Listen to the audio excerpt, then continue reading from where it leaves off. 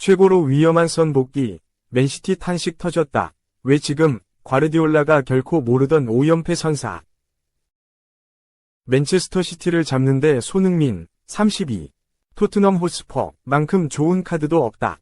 손흥민이 성공만 알던 펩 과르디올라 감독에게 커리어 첫 5연패를 안겼다. 손흥민은 지난 24일 맨시티를 상대한 2024에서 25시즌 잉글랜드 프리미어리그 12라운드에서 한 개의 도움을 올렸다. 시즌 네 번째 어시스트를 기록한 손흥민이 맨시티 킬러의 면모를 과시하면서 토트넘은 4에서 0 기록적인 승리를 만끽했다. 맨시티는 전반전에만 제임스 매디슨에게 2골을 허용하며 크게 흔들렸다. 후반전에도 페드로 포로와 브레넌 존슨에게 추가골을 내주며 무기력한 모습을 보였다. 맨시티의 에티하드 스타디움에서의 홈 무패 기록도 52경기 만에 종료됐다. 2022년 11월 브렌트포드에 1에서 2로 패배한 이후 처음 있는 일이었다. 맨시티의 충격을 안기는데 손흥민이 빠지지 않았다. 맨시티는 요즘 프리미어리그를 지배하고 있다. 항상 맨시티가 우승으로 시즌을 마무리하는 가운데 그나마 토트넘이 스크래치를 내는 정도다. 그때마다 손흥민이 과르디올라 감독의 탄식을 부르는 키였다. 토트넘은 영국 맨체스터 에티하드 스타디움에서 열린 2024-25 시즌 잉글랜드 프리미어리그 12라운드에서 맨체스터 시티를 4에서 0으로 대파했다. 맨시티 킬러 손흥민이 맨시티를 공식전 5연패 늪에 빠뜨렸다. 손흥민의 불투명한 거취와 관련한 흉흉한 소문이 돌던 토트넘인데 오히려 손흥민이 도움을 기록하며 맨시티를 제압했다. 맨시티는 충격적인 5연패를 당했고 펩 과르디올라 감독 재계약 이후에도 반등에 실패했다. 손흥민은 맨시티를 상대한 총 20경기에서 8골 5도움, 리그 기준 5골 4도움을 기록하고 있다. 맨시티에 가져온 승리만 10번에 달한다. 맨시티 킬러로 누구보다 크게 인정받고 있다. 이번에는 더욱 큰 의미를 지닌다. 축구 통계 매체 옵타에 따르면 맨시티는 1956년 3월 첼시전 이후 최초로 모든 공식전 5연패를 당한 디펜딩 챔피언으로 기록됐다. 과르디올라 감독 입장에서는 더욱 나쁜 패배인 게 2008년 바르셀로나에서 처음 지도자가 된 뒤로 현재까지 공식전 5연패가 처음이다. 그만큼 성공만 바라보고 달려왔던 과르디올라 감독에게 아주 강한 임팩트를 남겼다. 지난 시즌 손흥민이 1대1 상황을 맞이하자 벌러덩 눕기까지 했던 과르디올라 감독이라 공포감은 한층 커지게 됐다. 손흥민은 63분을 뛰고 교체됐다. 이번 시즌 부상으로 장기간 결장한 이후 체력 안배에 따른 이른 교체다. 그래도 짧은 시간 기회 창출 2회, 패스 성공률 73%, 정확한 크로스와 롱패스를 각각 1회씩 기록하며 공격에서 중요한 역할을 했다. 토트넘은 영국 맨체스터 에티하드 스타디움에서 열린 2024-25 시즌 잉글랜드 프리미어리그 12라운드에서 맨체스터 시티를 4에서 0으로 대파했다. 맨시티 킬러 손흥민이 맨시티를 공식전 5연패 늪에 빠뜨렸다. 손흥민의 불투명한 거취와 관련한 흉흉한 소문이 돌던 토트넘인데 오히려 손흥민이 도움을 기록하며 맨시티를 제압했다. 맨시티는 충격적인 5연패를 당했고 펩 과르디올라 감독 재계약 이후에도 반등에 실패했다. 토트넘이 원하는 모습이다. 스퍼스웹은 맨시티전이 끝나자마자 손흥민이 최고로 위험한 모습으로 돌아왔다. 맨시티를 상대로 손흥민보다 더 나은 퍼포먼스를 기대할 수는 없다고 강조했다.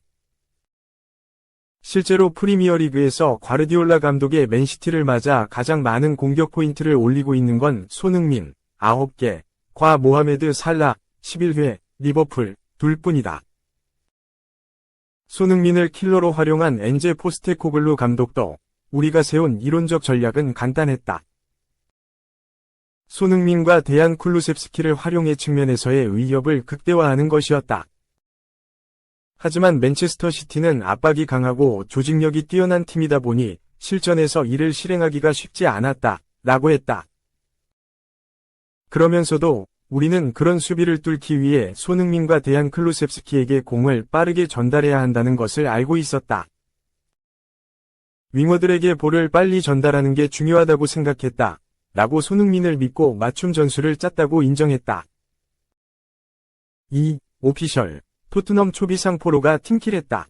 잘못 착지해 쓰러진 비카리오. 결국 발목 골절 오른쪽 화살표. 팀을 도울 수 없게 되어 실망스럽다. 토트넘은 26일 한국 시간 구단 홈페이지를 통해 굴리엘모 비카리오가 오늘 오른쪽 발목 골절로 수술을 받았다는 소식을 알려드린다 라고 공식화했다. 토트넘은 24일 한국 시간 영국 맨체스터의 에티하드 스타디움에서 열린 2024-25 시즌 잉글리시 프리미어리그 EPL 12라운드 맨체스터 시티와의 경기에서 4에서 0으로 대승을 거뒀다.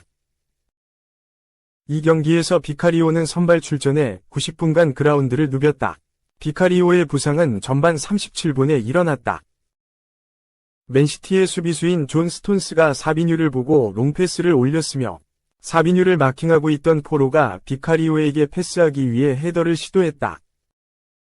하지만 그 헤더가 높게 뜨며 비카리오와 사비뉴 사이에 떨어졌고 비카리오는 어정쩡하게 점프하며 공을 잡을 수밖에 없었다.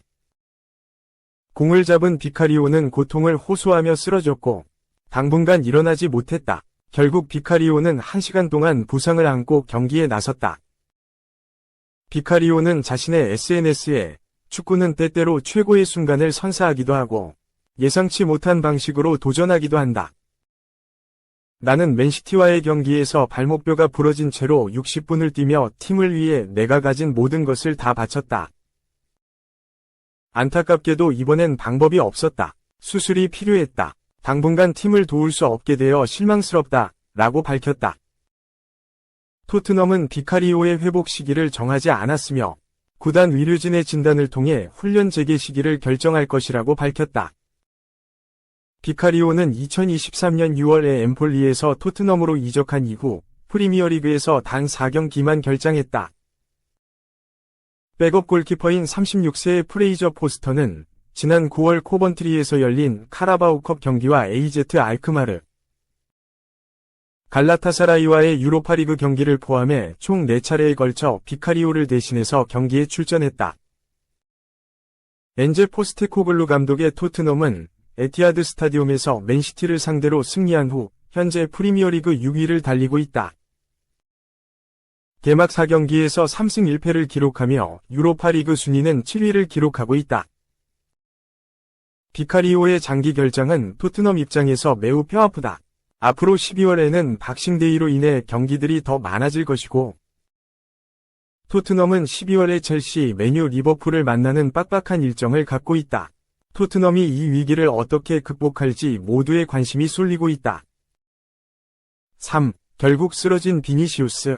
분노 폭발했다. SNS에 직접 언급 오른쪽 화살표. 진짜 미친 일정이다. 영국 매체 골닷컴은 26일 한국 시간 비니시우스 주니어는 레알 마드리드의 스타가 약 3주 동안 결장하게 된 후 근육 부상의 원인을 바쁜 축구 일정 탓으로 돌렸다. 라고 보도했다. 레알 마드리드는 25일 한국 시간 구단 홈페이지를 통해 오늘 레알 마드리드 메디컬 서비스에서 비니시우스 선수를 검사한 결과 왼쪽 다리 대퇴 이두근 부상 진단을 받았다. 경과를 지켜봐야 한다. 라고 공식화했다. 레알 마드리드는 25일 한국 시간 스페인 레가네스의 에스타디오 무니시팔 데 부타르케에서 열린 2024-25 시즌 스페인 라리가 14라운드 레가네스와의 경기에서 3에서 0으로 대승을 거뒀다. 이 경기에서 비니시우스는 선발 출전해 90분 풀타임을 소화했다. 레알은 성명을 통해 비니시우스가 왼쪽 햄스트링 부상 진단을 받았으며 안필드 원정 경기에 출전할 수 없다고 밝혔다. 여러 매체들의 보도에 따르면 비니시우스는 대략 3주 정도 결장할 예정이다. 카를로 안첼로티 감독은 이번 시즌 수비수 다니엘 카르바할과 에데르 밀리탕이 최근 몇 주 동안 전방 십자인대, ACL, 부상을 당하는 등 부상 위기와 싸워야 했다. 다비드 알라바는 지난 11월에 당한 부상에서 아직 회복하지 못했고 루카스 바스케스, 오렐리엥 추아메니, 호드리구 역시 현재 결장 중이다.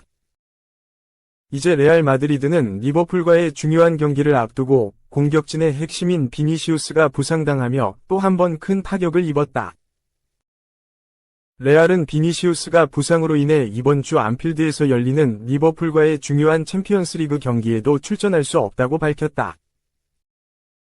비니시우스는 팀 동료인 다니 카르바할과 발롱도르 라이벌 로드리를 비롯한 많은 선수들이 이번 시즌 빡빡한 축구 일정 탓에 부상을 당했다고 밝혔다. 비니시우스는 자신의 트위터에서 부상 발표에 대해 미친 일정이다. 이제 회복할 시간이다. 라고 자신의 심정을 남겼다. 이번 부상으로 음바페는 자신이 선호하는 왼쪽 윙어로 자리를 옮길 수 있을 것으로 보인다. 주드 벨링엄도 이번 리버풀 원정 경기에서 지난 시즌에 맡았던 9번 포지션으로 다시 돌아갈 가능성이 크다. 비니시우스는 이번 부상으로 인해 12월 18일에 열리는 레알의 인터컨티넨탈컵 결승전에 결장할 가능성이 있다고 언급되었다. 비니시우스의 회복 여부에 따라 연말 이전에 복귀할 수 있을지 여부가 결정될 것이다. 4. 팔머 초대박 받지? 또 대형 매물 등장. 펩이 키운 특급 유망주. 1월 이적 시장 나온다. 오른쪽 화살표. 상당한 제안 받을 것. 영국의 풋볼 인사이더는 25일 한국 시각 맨시티가 1월에 제임스 메가티에 대한 입찰을 수락할 수도 있다라고 보도했다. 풋볼 인사이더는 맨시티는 겨울 이적 시장에서 메가티에 대한 제안을 받아들일 가능성이 있다. 메가티는 1군 경기에 더 많은 출전을 시대하고 있으며 미래를 지켜볼 것이다. 상당한 제안을 받는다면 구단은 이를 수용해 이적 자금을 늘리는 데 도움이 될 수 있다. 소식에 따르면 아직은 어떤 제안도 나오지 않은 상태다라고 설명했다.